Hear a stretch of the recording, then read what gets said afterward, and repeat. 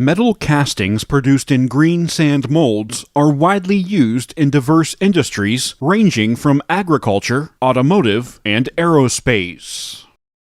A flawless casting begins with a flawless mold. The molds are horizontally or vertically parted. The molds must have sufficient strength to withstand the impact of extreme temperature and the force exerted by the flowing molten metal. The mold characteristics are a product of a well-controlled green sand system.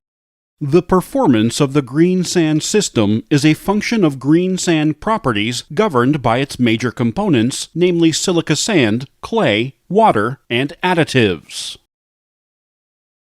Very low clay content produces weak molds and cores that tend to fracture and break. Mold and core breakage results in castings with sand inclusions and altered casting dimensions. High moisture levels and poor venting practices trap gas bubbles within the casting, causing gas porosity defects in castings that are often visible after machining.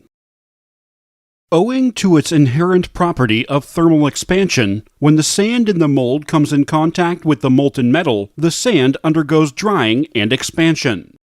The expanded sand undergoes contraction when the temperature drops that may crack and warp.